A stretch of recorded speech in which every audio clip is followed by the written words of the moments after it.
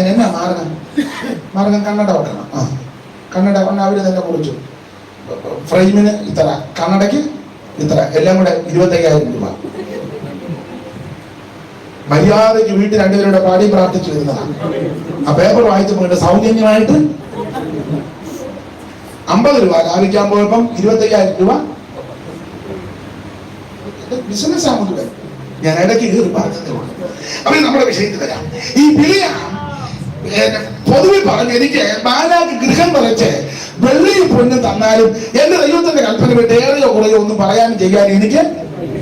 അപ്പൊ ഈ ഡയലോഗ് കേട്ടാൽ നമ്മൾ നോക്കും പുള്ളിക്ക് വെള്ളിയോട് മുന്നോട്ട് ഒരു താല്പര്യവും. പക്ഷേ സർവജ്ഞനായ ദൈവം ഇവന്റെ ഹാർട്ട് സ്കാൻ ചെയ്തു.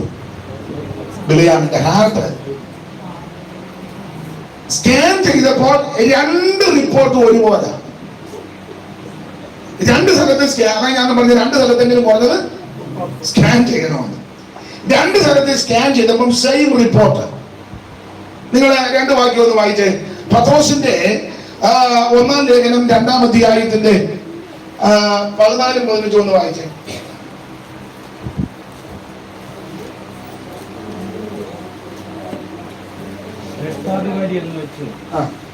രാജാവിനും ദുഷ്പ്രവർത്തിക്കാരുടെ ദണ്ഡനത്തിനും ദുഷ്പ്രവർത്തിക്കാരുടെ. പത്രോസിന്റെ 2-ാം ലേഖനം 2-ാം അധ്യായത്തിന്റെ 15-16.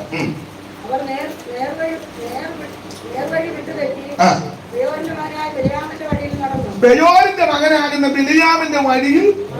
അടുത്തത്, അവൻ അനീതിയുടെ കൂലി. അനീതിയുടെ കൂലി കൊതിച്ചു.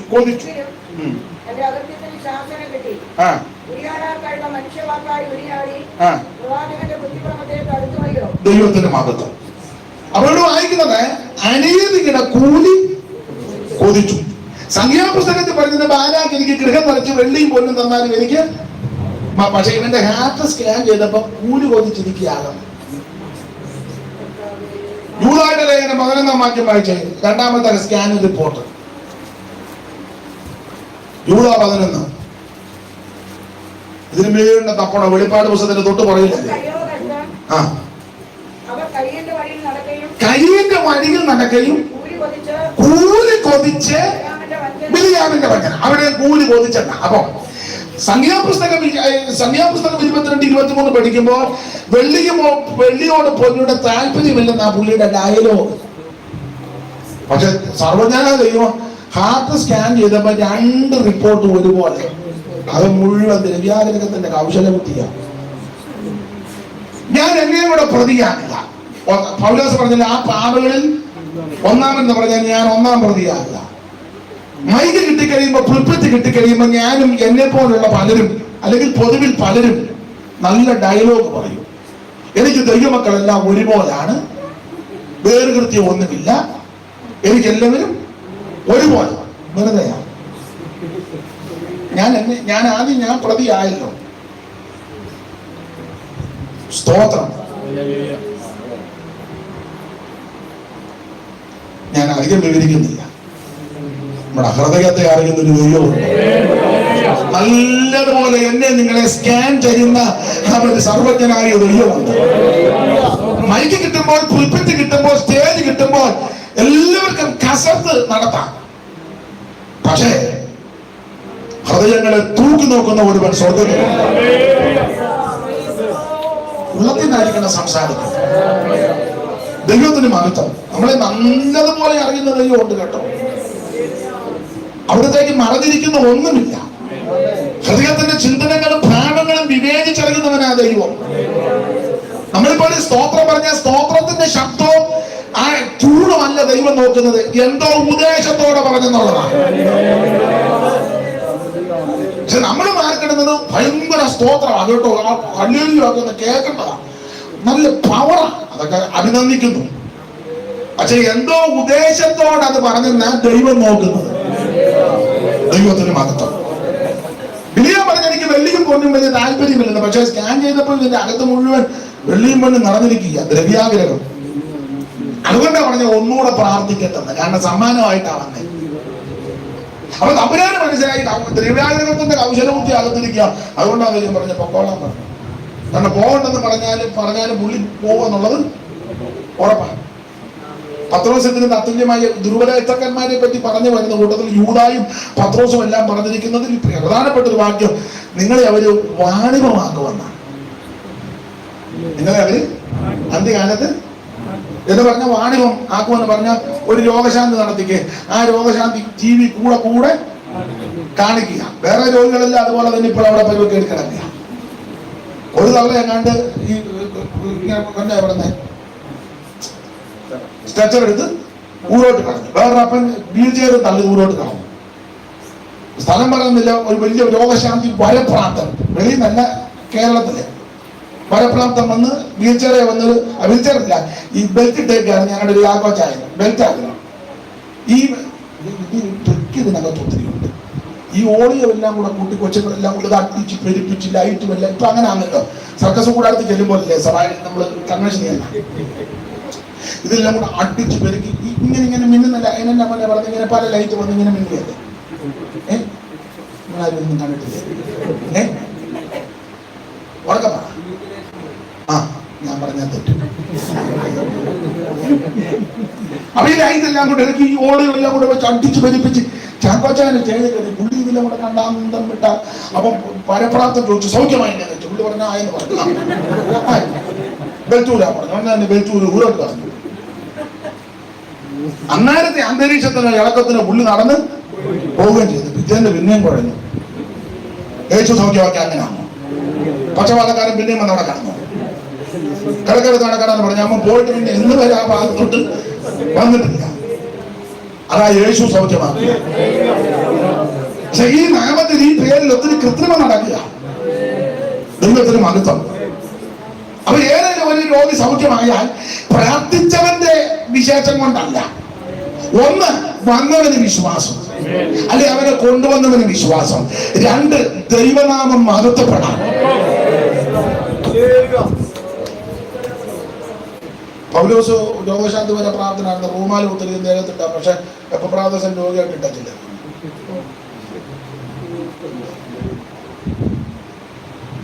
സ്തോത്രം. റൂമാൽ ഒത്തിരി വിട്ടാൽ സൗഖ്യമാണ്. പിന്നെ പുള്ളിയെ കൂടെ ഉണ്ടാകുന്ന കൂട്ടുവേലക്കാരന്റെ സൗഖ്യമാക്കാൻ അവിടെ വിട്ടേച്ച് പോകും. മരിക്കത്തക്ക അനുഭവത്തില്ല. നമ്മുടെ കഴിവ് കൊണ്ടല്ല, ദൈവത്തിന്റെ കൃപയാണ്. പക്ഷെ ഇപ്പൊ ചിലർക്ക് പരിവേഷം എല്ലാം കൊടുത്താണ്. അങ്ങോട്ട് പരിവേഷം കൊടുത്ത് അവർ വരുന്നതിന് മുന്നേ, അവർ ആ ദേശത്തോ രാജ്യത്തോ വരുന്നതിന് മുന്നേ ഉള്ള ടിവിയിലും മാധ്യമത്തിലെല്ലാം വീൽ ചെയർ എടുത്ത് കളയുന്നതാ. അന്ത്യകാലത്ത് വാണിഭമാക്കും. സ്തോത്രം. അത് നമ്മുടെ വിഷയം അല്ലാത്തതുകൊണ്ട് ആ ഭാഗത്തേക്ക് അധികം പോകുന്നില്ല. ബിലിയാമിന്റെ അകത്ത് മുഴുവൻ ദ്രവ്യാഗ്രഹത്തിന്റെ കൗശല ബുദ്ധിയാണ്. അപ്പൊ ഇത് അകത്ത് വെച്ചോണ്ടാ പറഞ്ഞത് ഒന്നുകൂടെ പ്രാർത്ഥിക്കട്ടെ. ഒന്നുകൂടെ പ്രാർത്ഥിക്കുമ്പോൾ ദൈവം പറഞ്ഞു പോക്കണം. അങ്ങനെ ബിലിയാം ഇസ്രായേൽ മക്കളെ ശമിക്കുവാനായിട്ട് ഇവൻ യാത്ര ചെയ്ത മെസൊപ്പൊട്ടേമിയയിലെ പദോനിൽ നിന്ന് ബയോനിന്റെ മകനാകുന്ന ബിലിയാം എന്നാണ് എഴുതിയേക്കുന്നത്. ഇവൻ വന്നു. ഇടയ്ക്കത്തെ കടുത്ത ദൂതനെ കണ്ട കാര്യമൊന്നും ഇപ്പൊ പറയുന്നത് നമ്മുടെ വിഷയം അതല്ലാത്തതുകൊണ്ട് കാല് ഞെക്കി ഇടുക്കമുള്ള വഴിയിൽ കൂടെ വന്നു. ദൂതനെ കഴുത കണ്ടു. ബിലിയാം കണ്ടില്ല. പ്രശ്നങ്ങളായി. എങ്കിലും കഴുതയെ അടിച്ചു. കഴുതയുടെ വാ ദൈവം തുറന്നു. എന്നിട്ടും പുള്ളി തിരിച്ചു പോകാനോ മനം തിരിയാൻ താല്പര്യം വന്നില്ല. ഒടുവിൽ മാലാഖിനെടുക്കുന്ന മാലാഖ് പറഞ്ഞു, ഒരു ജനം വന്ന് പരന്ന് കിടക്കുക, ഇവരെ നീ ശമിച്ച് കൊല്ലണം, അല്ലെ ഭ്രാഗണം. ബിലിയാം പറഞ്ഞു നോക്കട്ടെ. അങ്ങനെ ബിലിയാമിനെ 3 സ്ഥലത്ത് കയറ്റി നിർത്തിയെന്ന്. സോബിമലയിലും പിസ്ഗായുടെ ഈ ഭാഗത്തുമെല്ലാം ബിലിയാമിനെ 3 സ്ഥലത്ത് 3 വ്യൂവിൽ നിന്ന് കണ്ടു. ഇവരെല്ലാം 3 സ്ഥലത്ത് നിന്ന് കാണുക. കാരണം ബിലിയാം പറഞ്ഞ പദത്തിൽ ഒരു ഭാഗമാണ് നമ്മൾ കുറുവാക്യമായിട്ട് വായിച്ചത്. ഇസ്രായേൽ മക്കളെ നോക്കി വെച്ച് പറയാ, ആഭിചാരം യാക്കോബിന് പറ്റുകയില്ല. ഇവരെ ശമിക്കാനാ കൊണ്ടുവന്നെങ്കിലും ദൈവത്തിന്റെ ആത്മാവ് ബിലിയാമിന്റെ വായിൽ കൊടുത്ത വചസ്സുക, ആഭിചാരം യാക്കോബിന് പറ്റത്തില്ല. ഒരു കാര്യം ഇന്ന് പകൽ ദൈവമക്കളോട് പറയാം. രക്ഷിക്കപ്പെട്ട് സ്നാനപ്പെട്ട് ആത്മപ്രവചനം പ്രാപിച്ച് തിരുമേശ എടുത്ത് വേർപാട് പാലിച്ച് വിശുദ്ധിയോടെ ജീവിക്കുന്ന ഒരു ദൈവ വൈദ്യന് ഒരാഭിചാരവും പറ്റത്തില്ല. പറ്റത്തില്ല. കാരണം സർവജ്ഞനായ ദൈവത്തിന്റെ ഉള്ളം കയ്യിലാണ്. അപ്പോൾ ആഭിചാരം യാക്കോബിന് പറ്റത്തില്ല, അത് ശരി. പക്ഷെ എങ്ങനത്തെ യാക്കോബാ നമ്മള് ഇന്ന് അതാ അല്പസമയങ്ങളൊന്നും ചിന്തിക്കുന്നത്. യാക്കോബിന് ആഭിചാരം പറ്റത്തില്ല. യാക്കോബ് എങ്ങനെ ആയിരിക്കണം? എങ്ങനത്തെ യാക്കോബിനാണ് ആഭിചാരം പറ്റാത്തത്? അതിന്റെ 23-ാം അധ്യായത്തിന്റെ 22-ാമത്തെ വാക്യത്തിന്റെ 2-ാം ഭാഗം വായിച്ചേ. കാട്ടുപോത്തിന് തുല്യമായ ബലം അവനുണ്ട്. മതി. എങ്ങനത്തെ യാക്കോബിനാണ് ആഭിചാരം പറ്റാത്തത്? ഒന്ന്, കാട്ടുപോത്തിന് തുല്യമായ ബലമുള്ള യാക്കോബിന്. എന്റെ ഭാഷ പറഞ്ഞാൽ ഉണക്കസ്തോത്രം പറഞ്ഞ നീ അടി മേടിക്കും. ചിലര് ആ കയ്യടിയും സ്തോത്രവും ഇരിപ്പും നോട്ടവും കണ്ടാൽ നമുക്ക് മനസ്സിലാകുന്നത് മിക്കവാറും പരിവക്കേടാ. എന്നാൽ തിരുവചനം പഠിപ്പിക്കുക, കാട്ടുപോത്തിന് തുല്യമായ ബലമുള്ള യാക്കോബിന് ഒരാഭിചാരവും പറ്റുകയില്ല. നിന്റെ കുടുംബത്തിനും ഒരാഭിചാരം വെക്കത്തില്ല. അപ്പോൾ ആഭിചാരം യാക്കോബിന് പറ്റാതിരിക്കാൻ ഒന്നാമത്തെ കാര്യം, കാട്ടുപോത്തിന് തുല്യമായ ബലമുണ്ട്. ഈ ഉപവാസ പ്രാർത്ഥനയിൽ സംബന്ധിക്കുന്ന എല്ലാവരും ആത്മശക്തികൾ നിറഞ്ഞ ദൈവത്തെ ആരാധിക്കണം. നമ്മുടെ സഭയിലുള്ള എല്ലാവരും ആത്മാഭിഷേകം പ്രാപിക്കണം. പ്രായമുള്ളവരും കുഞ്ഞുങ്ങളും യൗവനക്കാരും മാതാപിതാക്കളും സകല ആൾക്കാരും ആത്മാവിൽ നിറഞ്ഞ് ദൈവത്തെ ആരാധിക്കണം. ഈ ചില ആൾക്കാർക്ക് പ്രായമാകുമ്പോൾ ഒരു ചിന്തയുണ്ട്, ഇനി പിള്ളേരെല്ലാം ആരാധിക്കട്ടെ, ഞങ്ങൾക്ക് 10, 60, 65. സ്തോത്രം. എന്റെ അഭിപ്രായം വചനത്തെ കൂട്ടുപിടിച്ച് പറയാം. എന്റെ വചനത്തെ കൊടുക്കും. പിള്ളേരെക്കാളും നന്നായിട്ട് ആരാധിക്കേണ്ടത് പ്രായമുള്ളവരാണ്. പിള്ളേരും ആരാധിക്കണം. ഒരു ചെറിയ നരയൊക്കെ ആയിക്കഴിഞ്ഞാൽ പിന്നെ അധികം സ്തോത്രമൊന്നും പറയുന്നില്ല ചിലര്. പിന്നെ ഇതുപോലെ സൈഡ് സീറ്റിലേ ഇരിക്കുള്ളൂ. ഹോളി വന്നാൽ മൂപ്പനായി. ചിലക്ക് പിന്നെ ഫിക്സഡ് കസേര സഭയിൽ തന്നെ ഉണ്ട്. ചിലർ പിന്നെ ആകെ കൂടെ 2-3 കാര്യമേ അവരെ കൊണ്ട് ഒക്കുള്ളൂ. ഒന്ന് പ്രാർത്ഥിച്ച് തുടങ്ങാൻ കൊള്ളാം. ചിലർ പിന്നെ പ്രാർത്ഥിച്ച് അവസാനിപ്പിക്കുന്നത് അതിനുവേണ്ടി മാത്രം വരുന്ന ആൾക്കാരുണ്ട്. ചിലർ പിന്നെ സങ്കീർത്തനത്തിന്റെ മുമ്പിൽ ഒരു പ്രാർത്ഥന, അത് പുള്ളിക്ക് തന്നെ ഫിക്സഡ് ആയിട്ടിട്ടില്ല. ഇതിനെങ്ങാനും ഭംഗം വന്നാൽ സഹായം കഴിഞ്ഞ് പാസ്റ്റർക്ക് ധാരാളം കോള് വരാൻ സാധ്യത. സ്തോത്രം. വചനത്തിൽ നിന്ന് പറയട്ടെ, കുഞ്ഞുങ്ങളെക്കാൾ നന്നായിട്ട് പ്രായമുള്ളവർ ആരാധിച്ചോണം. നിങ്ങൾക്ക് വചനത്തിൽ തിട്ടമുണ്ടല്ലോ. യാക്കോബിനെ പറ്റി പഠിക്കുന്നത് യാക്കോബ് യോസേഫിന്റെ പിള്ളേരെ 2 പേരെയും കൈ പിണച്ച് വെച്ച് അനുഗ്രഹിച്ചു. മനുഷ്യരെ പറയുമിനി 147 വയസ്സുണ്ട് യാക്കോബിന് ഈ സമയത്ത്, മരിക്കുന്നതിന് മുമ്പ്. യോസേഫിന്റെ 2 പിള്ളേരെയും കൈ പിണച്ച് വെച്ച് അനുഗ്രഹിച്ചു. പുസ്തകത്തിൽ അങ്ങനെ വായിക്കുന്ന, കൈ പിണച്ച് വെച്ച് അനുഗ്രഹിച്ചു. 147 വയസ്സുള്ള യാക്കോബ് ജരാതര ബാധിച്ച് ശയ്യാപരമ്പന ക്ഷീണനിലക്കിയ. പക്ഷെ യോസേഫിന് മിസ്രയീമിൽ വെച്ച് 2 പിള്ളേരെ മുമ്പോട്ട് കൊണ്ടുവന്നപ്പോൾ ആ വലക്കൈ എടുത്ത് എഫ്രയീമിന്റെ തലയിൽ, ഇടക്കൈ എടുത്ത് മനശ്ശയുടെ തലയിലും കൈ ഇങ്ങനെ പിണച്ചു വെച്ച് അനുഗ്രഹിച്ചു. വായു ഉണ്ടെന്നാണ്. നിങ്ങൾ എന്തേലും പറഞ്ഞാൽ പറ, വചനത്തിൽ നിന്ന് പറയണം. കൈ പിണച്ചു വെച്ച് അനുഗ്രഹിച്ചേച്ച് വായു ഉണ്ടെന്നാണോ?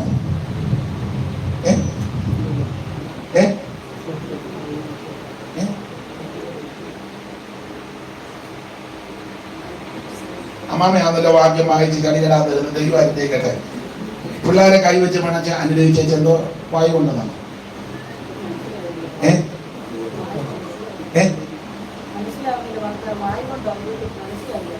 ഞാൻ പറഞ്ഞിട്ട് മനസ്സിലായില്ലേ? വായു കൊണ്ടെന്ന് പറഞ്ഞ് നമ്മൾ ജീവൻ പോകാൻ നേരത്ത് ഇങ്ങനെ പഠിക്കും. ഞങ്ങളുടെ നാട്ടിൽ അങ്ങനെ ഭാഷാപ്രയോഗം ഇവിടെ എങ്ങനെയാണെന്ന് അറിയത്തില്ല. ഇവിടെ എങ്ങനെയാ പറയുന്നത്? അതിനെന്നാ ഇവിടെ എന്നാ പറയുന്നത്? ദീർഘശ്വാസം. അതല്ല ദീർഘശ്വാസം, അതാ ദീർഘശ്വാസം. ഇത് ജീവൻ പോകാൻ നേരത്ത് അന്ത്യശ്വാസം. അപ്പൊ അതിന്റെ അങ്ങനെ പറയാം. യോസേഫിന്റെ പിള്ളേരെ കൈവച്ച് അനുഗ്രഹിച്ചേച്ച് അന്ത്യശ്വാസം കൊണ്ടെന്നാണോ? പിന്നെ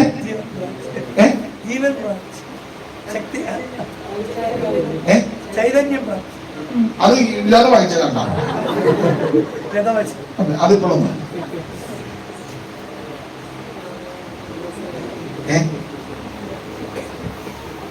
നമുക്ക് പോണ്ടതാ. പെട്ടെന്ന് പറയാ, പോണ്ടേ?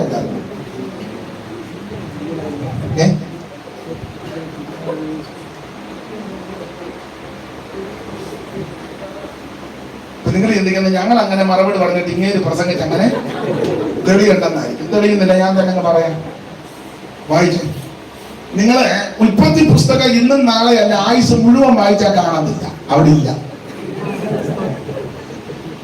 എബ്രായ ലേഖനം 11-ാം അധ്യായത്തിന്റെ 18-21 വാക്യം വായിച്ചു. എല്ലാ വാക്യവും വായിക്കാൻ നേരമില്ല. അവർക്ക് വായിച്ചേട്ടാ.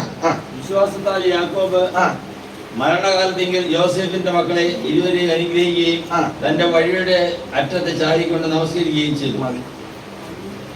വിശ്വാസത്താൽ യാക്കോബ് മരണകാലത്തെങ്കിൽ യോസേഫിന്റെ മക്കളെ ഇരുവരെയും അനുഗ്രഹിച്ച അന്ത്യശ്വാസം വലിച്ചെന്നല്ല, വഴിയുടെ അറ്റത്ത് ചാരി ദൈവത്തെ ആരാധിച്ചെന്ന. നമസ്കരിച്ചെന്ന മലയാളത്തിൽ ശരിയായ പ്രയോഗം ദൈവത്തെ ആരാധിച്ചെന്ന. സ്തോത്രം, സ്തോത്രം. ദൈവത്തെ ആ ബൈബിളിൽ എങ്ങനെ എഴുതിയേക്കുന്നത് വായിച്ചു. എവിടെ? എബ്രായ ലേഖനം 11-ാം അധ്യായത്തിന്റെ 21. പെട്ടെന്ന് വായിച്ചു. അതിലെങ്ങനെ എഴുതിയേക്കുന്നത് നോക്കണം. നീ മാസ്ക് മാറ്റി വെച്ചു എന്റെ പൊന്നു മോനെ. ഇവിടെ ആർക്കും ബോർഡ് ഒന്നുമില്ല. വിശ്വാസത്താൽ യാക്കോബ് മരണകാലത്തിങ്കൽ യോസേഫിന്റെ മക്കളെ ഇരുവരെയും അനുഗ്രഹിക്കുകയും തന്റെ വടിയുടെ അറ്റത്ത് ചാരിക്കൊണ്ട് നമസ്കരിക്കുകയും. അവിടെ എങ്ങനെ എഴുതുന്നത്? വർഷിപ്പെടുന്നതാണ്. ഒരു ഇംഗ്ലീഷും കൊടുത്തിരിക്കട്ടെ.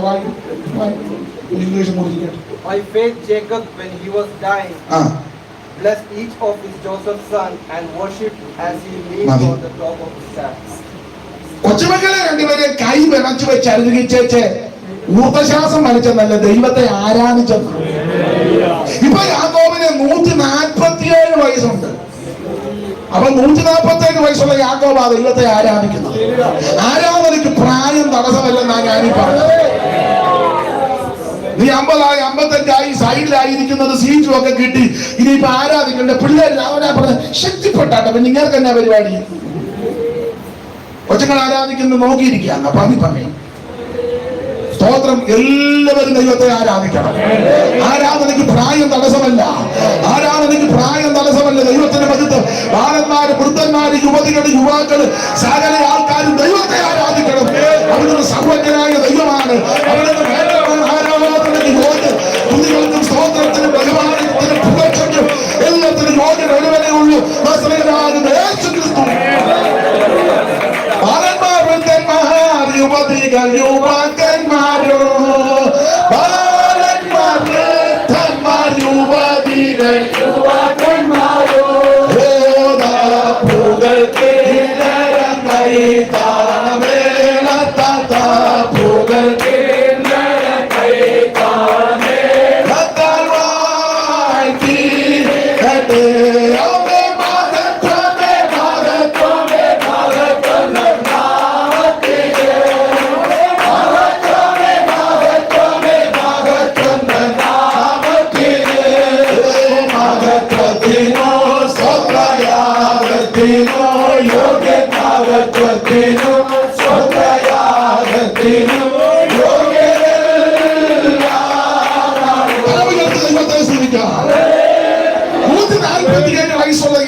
ദൈവത്തെ ആരാധിക്കുക.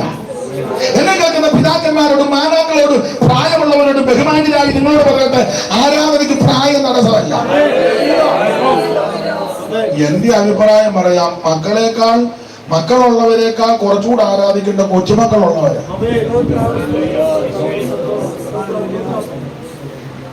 ഇത് കൊച്ചുമക്കളായി കഴിഞ്ഞാൽ പിന്നെ അനങ്ങത്ത് പോലും. കാരണം മക്കള് ഒരു അനുഗ്രഹമാണ്. മക്കളെ തരുന്ന ഈ അവകാശം ഉദരബലം ദൈവം തരുന്ന അതിലും കുറച്ചുകൂടെ അനുഗ്രഹമായി കൊച്ചുമക്കളെ കാണുന്നത്. കൊച്ചുമക്കളുള്ളവർ മക്കളുള്ളവരെക്കാളും നന്നായിട്ട് ദൈവത്തെ പിന്നെ. കാരണം പുസ്തകത്തിൽ അങ്ങനെ വായിക്കുന്നത്, യോസേഫിന്റെ മകനാകുന്ന മനശ്ശയുടെ മകൻ മാഹീരിന്റെ മക്കളും യോസേഫിന്റെ മടിയിൽ വളർന്ന. അങ്ങനെ യോസേഫിന്റെ മകനാകുന്ന മനശ്ശയുടെ മകനാകുന്ന മാഹീരിന്റെ മക്കളും യോസേഫിന്റെ മടിയിൽ വളർന്നു. ഇപ്പൊ പിന്നെ അങ്ങനൊന്നും പറയത്തില്ല. പ്രായമുള്ള അപ്പനും അമ്മയും വീട്ടിലുണ്ട്, മോനും മോളും ഫ്ലാറ്റില് എറണാകുളത്ത്.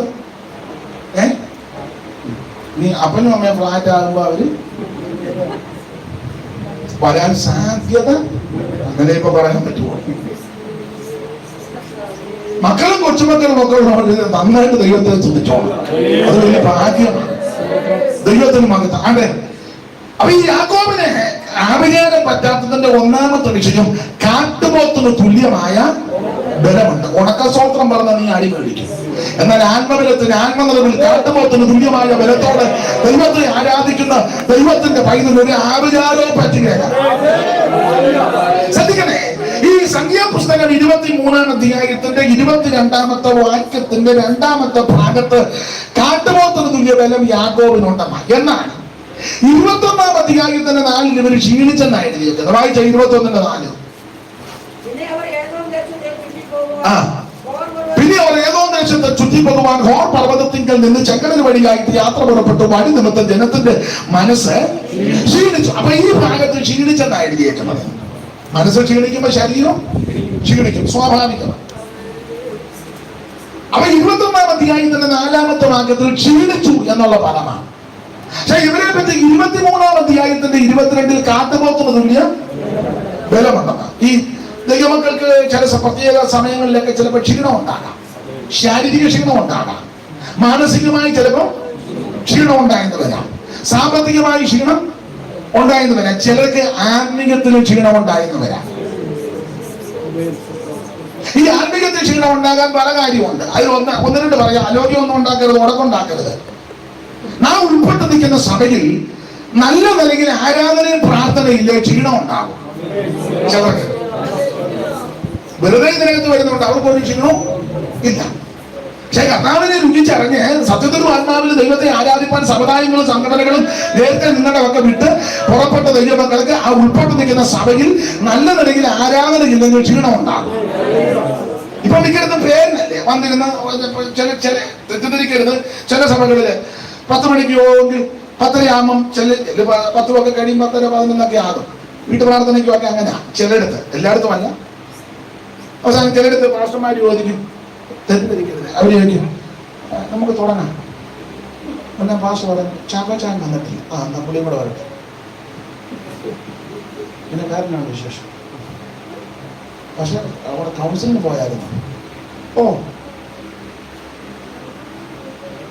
മറ്റേ പുള്ളി ഇലക്ഷന് നിൽക്കുന്നുണ്ട്, യോഗം തുടങ്ങാൻ പോവാ.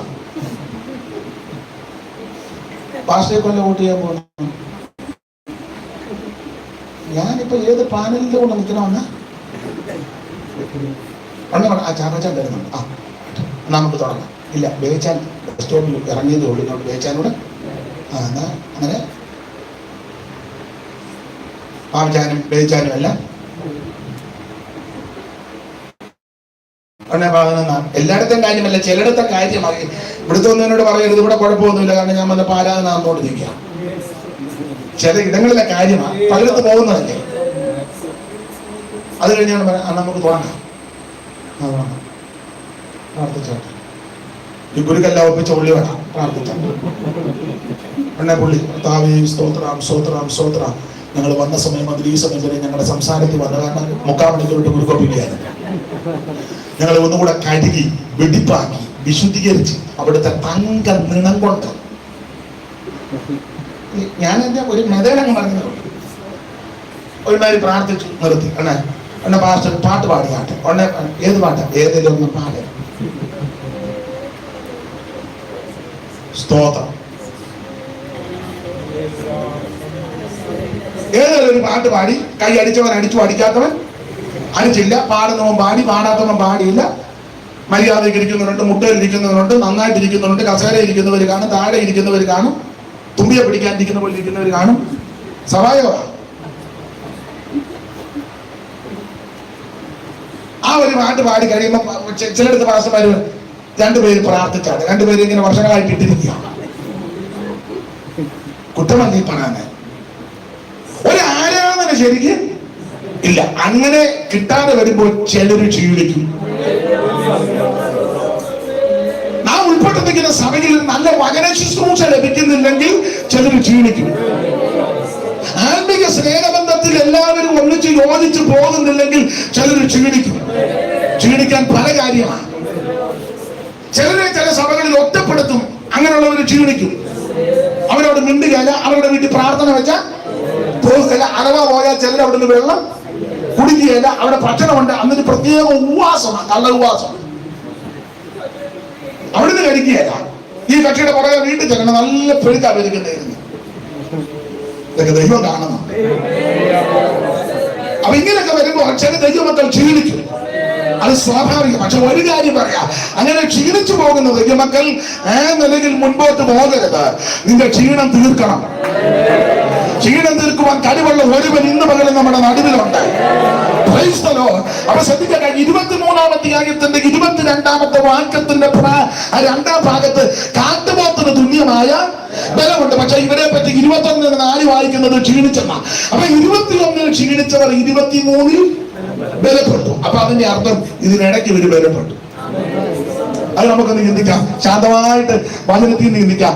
21-ൽ ക്ഷീണിച്ചവർ 23-ൽ ബലപ്പെട്ടു. 21-ൽ ക്ഷീണിക്കാൻ കാര്യം വായിച്ചേ. അതിന് 21-4 മുതൽ ഒന്നുകൂടെ വായിച്ചേ.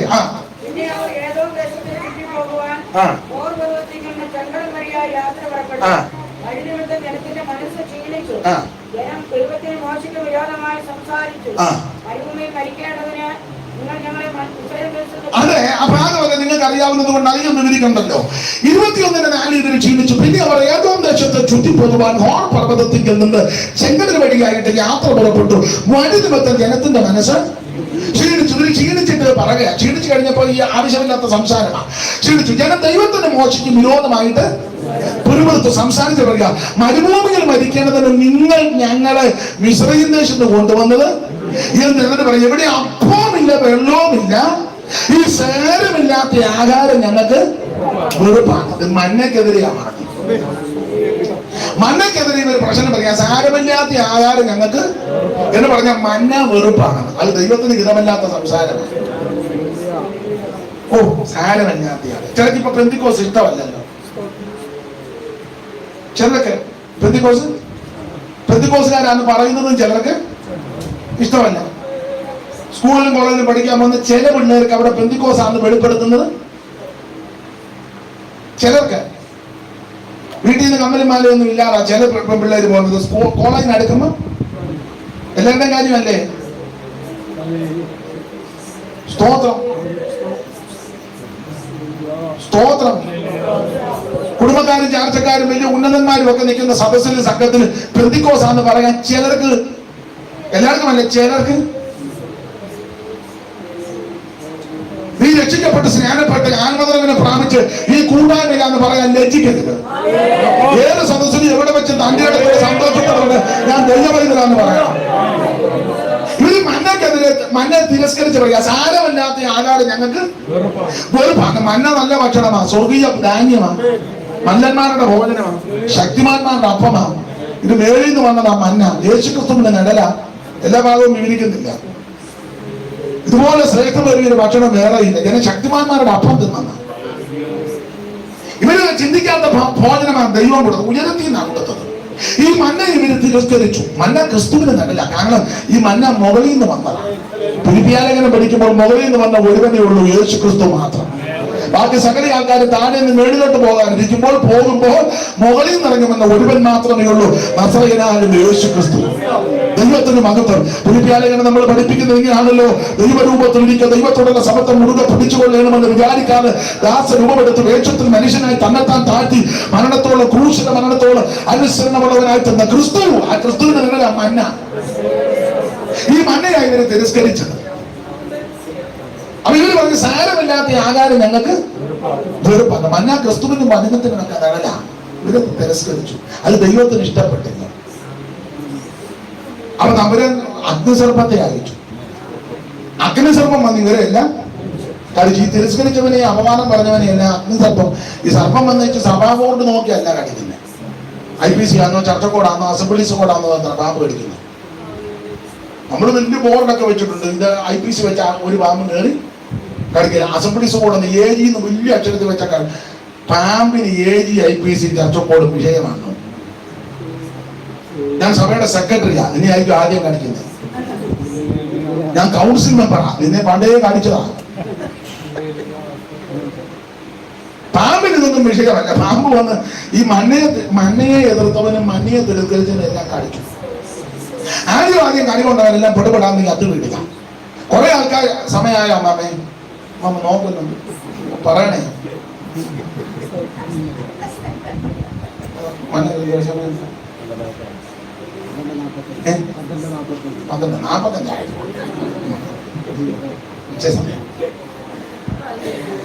ഇവിടെ 12:30 ഇരുന്നല്ലേ? അതാ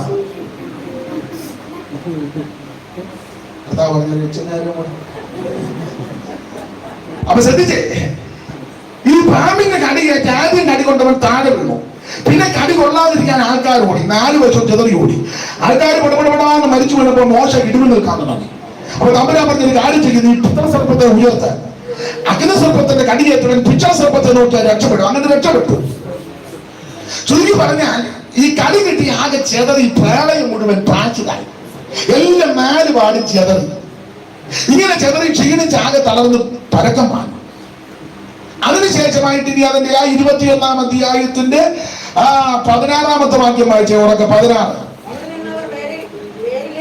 അവിടെ നിന്ന് അവർ ബേരിലേക്ക് പോയി. അടുത്ത വാക്യം, യഹോവ മോശയോട് ജനത്തെ ഒന്നിച്ചു കൂട്ടണം. അപ്പൊ ഈ ഒന്നിച്ചു കൂട്ടാൻ പറയാൻ കാര്യം 21-ാം അധ്യായത്തിന് 4 മുതൽ താഴോട്ട് പഠിക്കുമ്പോൾ മണ്ണയെ തിരസ്കരിച്ചു കഴിഞ്ഞപ്പോൾ പാമ്പ് കയറി കടിച്ചു. പാമ്പ് കയറി കടിച്ചപ്പോൾ കുറെ എണ്ണം മരിച്ചു, കുറെ എണ്ണം കടി കിട്ടാതിരിക്കാൻ ഓടി. 4 വർഷവും ചെതറിപ്പോയി. അതുകൊണ്ടാണ് മോശയോട് ദൈവം പറഞ്ഞത് ജനത്തെ വീണ്ടും ഒന്നിച്ചു കൂട്ടും. കടി കൊണ്ടവനും കടി കൊള്ളാതിരുന്നവനും ഓടിപ്പോയവനും ഇടവഴി കയറിയവനും എല്ലാം ഒന്നിച്ചു വരാൻ പറഞ്ഞു. 2 വർഷമായിട്ടെല്ലാം കടി കിട്ടി വീട്ടിലിരിക്കുക, ഇടവഴി കയറി ഒക്കെ പോകാം. പക്ഷെ എനിക്ക് സങ്കടകരമായ കാര്യം, സമയത്തിന് മാത്രം ബുദ്ധിമുട്ടാണ്. ചന്തയിൽ പോകുന്നതിന് ബുദ്ധിമുട്ടില്ല, റേഷൻ കടയിൽ പോകുന്നതിന് ബുദ്ധിമുട്ടില്ല. 2 കോടിയെ കൊടുക്കുന്നെന്ന് പറഞ്ഞ പഞ്ചായത്തുകാർ അതിന് തലേന്ന് അവിടെ പോയി ഒറ്റ കല്യാണവും വിടുകയില്ല. 3 മാസ്ക് വെച്ചോണ്ടാ. സമയത്തിന് മാത്രം വരാൻ ഓടും.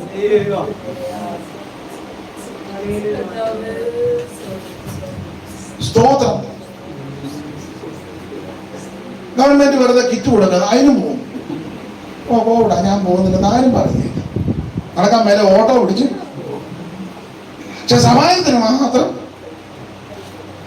നമ്മുടെ വിഷയമല്ല. വിട്ടല്ലേ അമ്മാമ ഇനി പിന്നെയും മാറ്റാൻ നോക്കും. ഞാൻ പിന്നെയും പറയാൻ ദൈവത്തിന്റെ മഹത്വം. അപ്പൊ ശ്രദ്ധിച്ചേ, 4 വർഷവും ചെതറി ഓടി. അതുകൊണ്ടാണ് തമ്പുരാൻ പറഞ്ഞത്, മോശയോട് പറഞ്ഞു ജനത്തെ ഒന്നിച്ചു കൂട്ടുക. വായിച്ചാട്ടെ അമ്മാമേ, ഒന്നിച്ചു കൂട്ടുക. ഞാൻ അവർക്ക് വെള്ളം കൊടുക്കുമെന്ന് കൽപ്പിച്ച കിണറ്. അപ്പൊ അതിന്റെ അർത്ഥം കിണറ്റിന്റെ ഒന്നിച്ചു കൂടാൻ. ഈ കിണറിന്റെ സമീപത്ത് എല്ലാവരും ഒന്നിച്ചു കൂടണം. കടി കിട്ടിയവനും കടി കിട്ടാതിരുന്നവനും ഓടിയവനും പരക്കം മാഞ്ഞവനും ഇടവഴി കയറിയവനും അതിലെ പോയവനും ഇതിലെ പോയവനും എല്ലാം ഈ കിണറ്റിന്റെ ഒന്നിച്ചു കൂടാൻ പറഞ്ഞു. 2 വർഷമായിട്ട് അതിലെല്ലാം പോയി. എല്ലാം സൂമിനകത്തൂടെ ആയിരുന്നല്ലോ യോഗം. ഇനി ഏതും ഒന്നിച്ചെല്ലാം കൂടെ സഭായത്തിന് ഒന്നിച്ചു കൂടെ. ദൈവം അങ്ങനെ വഴി ഒരുക്കി തരിക. 2 വർഷം കൊണ്ട് ശരിക്കും പഠിച്ചില്ലേ എല്ലാവരും? ഇനിയെങ്കിലും ഇതിന് ഭയപ്പെടാതെ വണ്ണം ദൈവത്തിൽ ഭയപ്പെട്ട്, ദൈവത്തിന് ആശ വെച്ച്, ദൈവത്തെ ഭജിച്ച് എല്ലാവരും ഒന്നിച്ചു കൂടി ദൈവത്തെ ആരാധിക്കേ. അപ്പൊ ഈ കിണറ്റിക്കാരെ എല്ലാം കൂടെ ഒന്നിച്ചു കൂടി. ഞാൻ അവർക്ക് വെള്ളം കൊടുക്കുമെന്ന് കൽപ്പിച്ച കിണറ് അത് തന്നെ. അടുത്ത വാക്യം, ആ സമയത്ത് ഇസ്രായേലിനൊക്കെ കിണറ് പൊങ്ങി വരാൻ പറഞ്ഞാൽ വെള്ളം പൊങ്ങി വരണമെന്നാണ് അതിന്റെ അർത്ഥം. പേപ്പറിലൊക്കെ വായിക്കുന്ന കിണറ് താഴുന്നെന്നാ, പക്ഷെ ഇവിടെ വായിക്കുന്ന കിണറ് പൊങ്ങി വരാന. അപ്പൊ കിണറ് പൊങ്ങി വാ. അത് കിണറിന് പാടി വന്ന് വെള്ളം പൊങ്ങി വരണം, അതിന് പാടണം. അടുത്തത്, പ്രഭുക്കന്മാര് കുടിച്ച കിണറ്. അടുത്ത വാക്യം വായിക്കേണ്ടത് വായിച്ചാൽ ബൈബിളൂടെ പ്രസംഗിച്ചാലും തീരുകയില്ല. നമുക്ക് ഒരു പദം എടുത്താൽ മതി. പ്രഭുക്കന്മാര് കുടിച്ച കിണർ. അപ്പൊ ചുരുക്കി പറഞ്ഞാൽ 21-ാം അധ്യായത്തിന് 4 ക്ഷീണിച്ചവർ 23-ാം അധ്യായത്തിന് 22-ൽ കാട്ടുപോത്തിന് തുല്യമായ ബലം പ്രാപിച്ചു. ആ ബലം എങ്ങനെ കിട്ടിയെന്നാ പഠിക്കുന്നത്. കടി കൊണ്ട് ക്ഷീണിച്ച് അവശനായി തളർന്ന ആൾക്കാരെ കിണറ്റിന്റെ ഒന്നിച്ചു കൂട്ടി. കൂടുതലായിട്ട് പറഞ്ഞു ഒന്നിച്ചു കൂടി എല്ലാവരും പാട്ട് പാടണം. ഈ സഭയിലുള്ള എല്ലാവരും ഒന്നിച്ചൊന്ന് പാടിക്കുക. എന്തോ അന്തരീക്ഷമാണെന്നറിയാം. എല്ലാവരും കൈകളടിച്ച് ചേർന്നൊന്ന് പാടിക്കേ. ഇത് അങ്ങനെ ചില സമയത്ത് അങ്ങനല്ലോ. ചിലരുടെ കയ്യടിയും പാട്ടും കണ്ടാൽ നമുക്ക് അവരെ ഇപ്പൊ തന്നെ വാളക മേഴ്സി ഹോസ്പിറ്റലിൽ അഡ്മിറ്റ് ആക്കാൻ ഹോസ്പിറ്റലിൽ കൂടെ കൊണ്ടുപോകും. ഇല്ല, ഇതവിടെ അടുത്ത ഹോസ്പിറ്റലിൽ കൊട്ടാരക്കര അന്ന് അങ്ങോട്ട് പോയേക്കാം. ചിലരുടെ ഇരിപ്പ് കണ്ടിട്ടില്ലേ?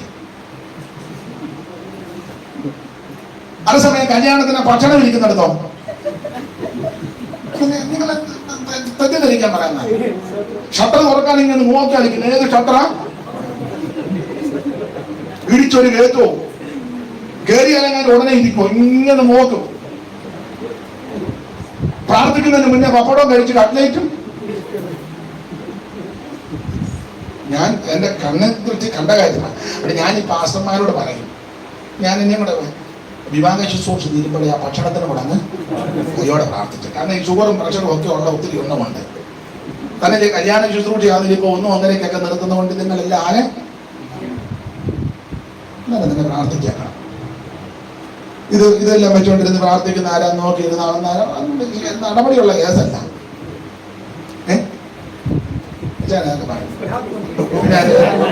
ഞാനും എന്തോ പറഞ്ഞു ദൈവത്തിന് മഹത്വം. അപ്പൊ ശ്രദ്ധിക്കേണ്ട കാര്യം, ഭൗതിക ഭക്ഷണം ഈ ശരീരത്തിന് ആവശ്യമാണ്. അതിലും അത്യാവശ്യം ആത്മീക ഭക്ഷണം. നിന്റെ കുടുംബ പ്രാർത്ഥന മുടങ്ങരുത്, ആരാധന മുടങ്ങരുത്, പ്രാർത്ഥന മുടങ്ങരുത്, വചനധ്യാനം മുടങ്ങരുത്, ഉപവാസം മുടങ്ങരുത്, സ്തോത്രം പറയുന്നതിന് ഭംഗം ഉണ്ടാക്കരുത്. ഇവര് കിണറ്റിങ്ങനെ ഒന്നിച്ചു കൂടി ദൈവത്തെ മഹത്വം ഒന്നിച്ചു പാടാൻ പറഞ്ഞു, ഒന്നിച്ചു കൂട്ടുക. അപ്പോൾ ഇസ്രായേൽ മക്കൾ കിണറ് പൊങ്ങിവാണ്. അതിന് പ്രാണിമീൻ. ആ കിണറിന്റെ പ്രത്യേകത പ്രഭുക്കന്മാര് കുടിച്ച, അപ്പൊ പ്രഭുക്കന്മാര് കുടിച്ച കിണറ്റിൽ ഒന്നിച്ചു കൂടി. അപ്പൊ ചിന്ത, ഈ കിണർ ആരാണ് കുടിച്ചത്? എല്ലാ വാക്യങ്ങളും എടുത്ത് വിശദീകരിച്ച് പറയാൻ സമയം അനുവദിക്കുന്നില്ല. അതുകൊണ്ട് അഭിമാനികം പോലെ പറയാം, ഈ കിണറിന്റെ പ്രത്യേകത പ്രഭുക്കന്മാര് കുത്തിയ കിണറാണ്. അങ്ങനെയെങ്കിലും ഒറ്റ വാക്കി പറയാം, ഈ കിണർ അബ്രഹാം കുത്തിയ കിണറാണ്. അബ്രഹാമാണ് ഈ കിണർ കുത്തിയത്. കാരണം അബ്രഹാം പണ്ട് ഹിത്യരുടെ ദേശത്ത് വന്നു കഴിഞ്ഞപ്പോൾ അബ്രഹാമിന്റെ ഭാര്യ മരിച്ചു. സാറായി 127 വയസ്സ്. വേദപുസ്തകത്തിൽ പ്രായം കൊടുത്ത് മരിച്ച ഒറ്റ സഹോദരിയുടെ പേരുള്ള സാറായി 127 വയസ്സ്. സാറായി മരിച്ചു കഴിഞ്ഞപ്പോൾ അബ്രഹാം ഹിത്യരുടെ നാട്ടിൽ, അബ്രഹാം ഹിത്യരോട് എന്ന് പറഞ്ഞു, എന്റെ പ്രിയപ്പെട്ടോട് മരിച്ചു, അടക്കാൻ സ്ഥലമില്ല. ആ ഭാഗം വായിച്ചാൽ നിങ്ങൾ നോർത്ത് ഉൽപ്പത്തി 13-ലും 14-ലും ഒക്കെ പഠിച്ചാൽ ദൈവം തമ്പുരാൻ നദി മുതൽ നദി വരെ സ്ഥലം കൊടുത്തതാണ് അതിന്. പക്ഷെ ഭാര്യ അടക്കാൻ ഞാൻ ആ ഭാഗത്തേക്ക് അധികം പോകുന്നില്ല. അബ്രഹാം പറഞ്ഞൊരു വാദമുണ്ട് അവരോട്, ഞാൻ നിങ്ങളുടെ ഇടയിൽ വന്ന് പാർക്കുന്നവനും പരദേശിയുമാണ്. അതാ സാക്ഷ്യം, വന്ന് പാർക്കുന്നവനും. അപ്പൊ ഹിത്യന് പറയുന്ന ഒരു സാക്ഷ്യമുണ്ട് അബ്രഹാമിനെ പറ്റി. വായിച്ചേ 23-ാം അധ്യായത്തിന്റെ 5-ാം വാക്യം. എല്ലായിടത്തും വായിപ്പിക്കാൻ നേരം 23:5.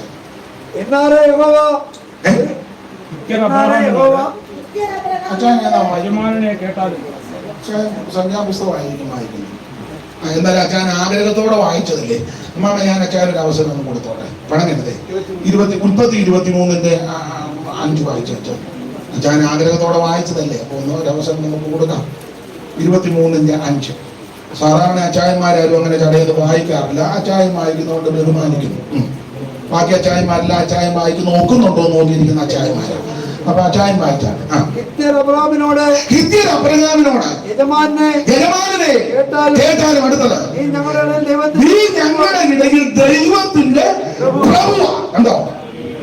ഹിത്യർ അബ്രഹാമിനോട്, അബ്രഹാം പറഞ്ഞു ഞാൻ നിങ്ങളുടെ ഇടയിൽ വന്നു പാർക്കുന്നവനും പരദേശിയുമാണ് പറഞ്ഞപ്പോ ഹിത്യർ പറഞ്ഞു, അയ്യോ യജമാനനെ കേട്ടാൽ നീ ഞങ്ങളുടെ ഇടയിൽ ദൈവത്തിന്റെ പ്രഭുവാണ്. സന്തോഷം. ഇത് കൂടുതൽ വേറെ ഒന്നും വേണ്ട. ജാതികളാ പറഞ്ഞ നീ ദൈവത്തിന്റെ പ്രഭുവാണ്. അവൻ സംഖ്യാപുസ്തകത്തിൽ വായിച്ചത് പ്രഭുക്കന്മാര് കുത്തിയ കിണർ. അബ്രഹാം ദൈവത്തിന്റെ പ്രഭുവാണ്. അപ്പൊ അബ്രഹാമിന്റെ യാത്രാവേളയിൽ ഈ ശൂരനും ബേഥേലിനും മധ്യ കൂടിയിരുന്നു. 20-ാം അധ്യായത്തിൽ ഒന്ന് വായിച്ചേ. ഉൽപ്പത്തി 20-ന്റെ 1 ചടികടാന്ന് വായിക്കണം.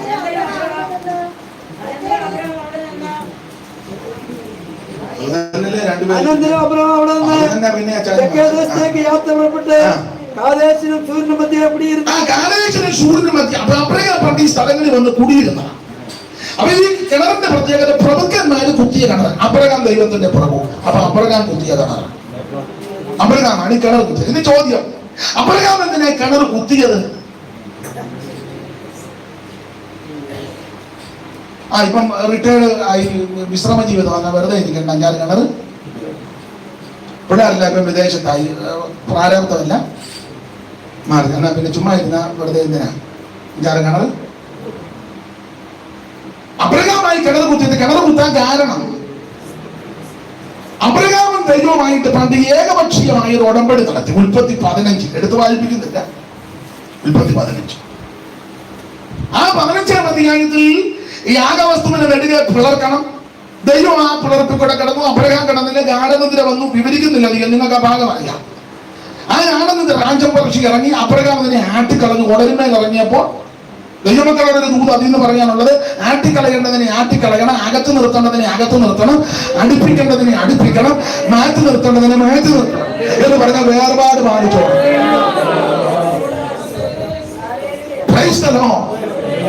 ആ ഏകപക്ഷീയമായ ഉടമ്പടിയിൽ ദൈവം അബ്രഹാമിനോട് ഒരു അരുളപ്പാട് പറഞ്ഞു. നിങ്ങൾ ആ 15-ാം അധ്യായത്തിന്റെ 16-ാമത്തെ വാക്യം വായിച്ച ഉൽപ്പത്തി 15-16. ആ 14 അതിന്റെ 15 മുതൽ വായിച്ചോ. 15 മുതൽ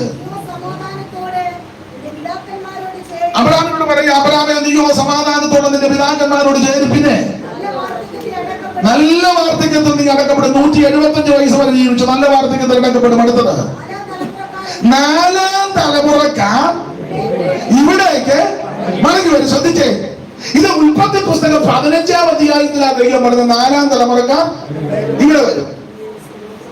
അന്ന് തലമുറ ഉണ്ടായിട്ടില്ല.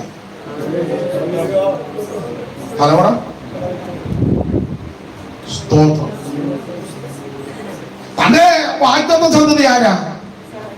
ഇസഹാക്ക്. ഇസഹാക്ക് അന്ന് ജനിച്ചിട്ടില്ല. ഇസഹാക്ക് ഏത് അധ്യായത്തിലാണ് ജനിക്കുന്നത്?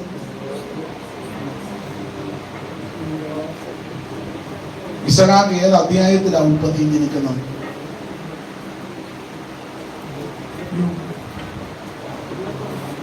ഇസഹാക്ക് ജനിച്ചോ? അവിടെ ആരാണ്ട് പറഞ്ഞു?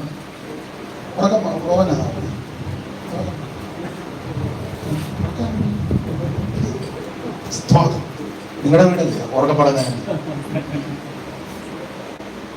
അവൻ വാഗ്ദത്തത്തിൽ ജനിക്കുന്നത് ഇവ തോന്നില്ല. എന്നാൽ അതിനു മുമ്പ് ഇശ്മയേൽ ജനിച്ചു. ഇശ്മയേൽ ജനിക്കുന്നത് എത്ര അധ്യായത്തിലാ?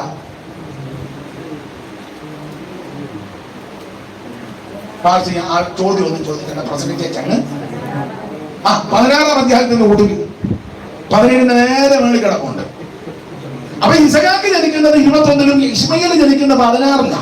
പക്ഷെ ഈ 2 പിള്ളേര് ജനിക്കുന്നതിന് മുമ്പ് 15-ാം അധ്യായത്തിലാണ് ദൈവം പറഞ്ഞത് 4-ാം തലമുറക്കാർ ഇതില് എന്ന് പറഞ്ഞാൽ ഇശ്മായേലും ഇസഹാക്കും ഒക്കെ ജനിക്കുന്നതിന് മുമ്പ് സർവജ്ഞനായ ദൈവം പറയുക, അബ്രഹാമേ നീ നല്ല വാർദ്ധക്യത്തിൽ അടക്കപ്പെടും, നിനക്കൊരു ദോഷവും വരികയില്ല, ദൈവം ഞാൻ നിന്നെ അനുഗ്രഹിക്കും, ഞാൻ നിന്നെ ആശീർവദിക്കും. പിന്നെ ഒരു കാര്യം, 4-ാം തലമുറക്കാർ ഇതിനെ വരുമെന്ന്. 1-ാം തലമുറ പോലും ജനിക്കാത്ത കാലത്ത് ദൈവം പറഞ്ഞ് 4-ാം തലമുറ ഇതിലെ ഈ വാഗ്ദത്തം അബ്രഹാം വിശ്വസിച്ചു. കാരണം അവൻ ഞാൻ സേവിക്കുന്ന ദൈവം ജീവനുള്ള ദൈവമാ, ഞാൻ ആരാധിക്കുന്ന ദൈവം അത്ഭുതങ്ങളുടെ ദൈവമാ. അബ്രഹാം വിശ്വാസത്തിൽ ക്ഷീണിച്ചില്ലെന്ന. അബ്രഹാം വിശ്വസിച്ചു. 4-ാം തലമുറക്കാരിൽ 1-ാം തലമുറ പോലും ഉണ്ടായിട്ടില്ല. എന്നാലും ആ ദൈവം പറഞ്ഞ് സ്തോത്രം 4-ാം തലമുറ ഇതിലേ വരുമെന്ന്. അബ്രഹാം ഇത് വിശ്വാസ കണ്ണാൽ കണ്ടു.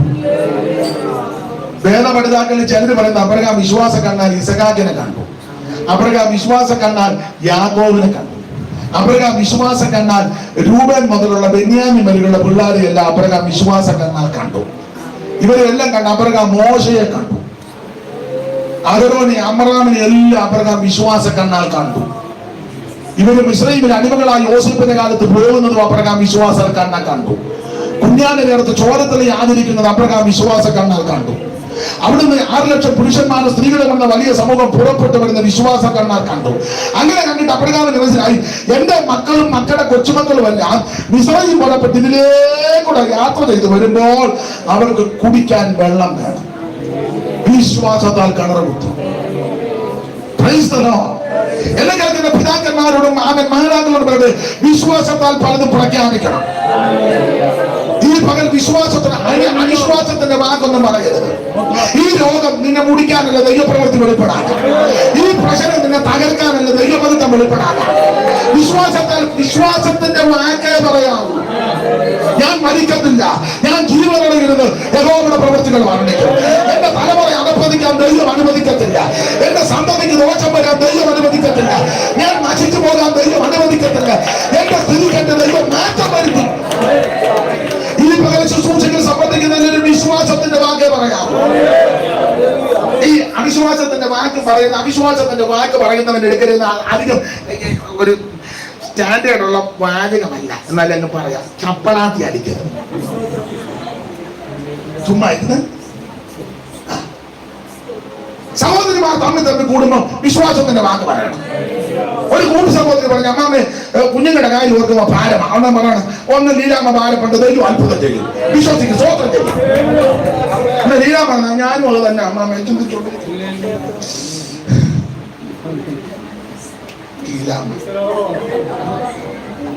മിണ്ടിപ്പോകും. വിശ്വാസത്തിന്റെ വാക്ക് പറ. ഇന്ന് അന്യോന്യം ആ വേദനയ്ക്ക് ധൈര്യപ്പെടുത്തിയാണ്. ഒരു രോഗമായിട്ട് ഒരാൾ വന്നാൽ പറയണം, അമ്മാമ അഗ്നിറ്റാക്കാന്നല്ല, മുട്ടുമടക്കി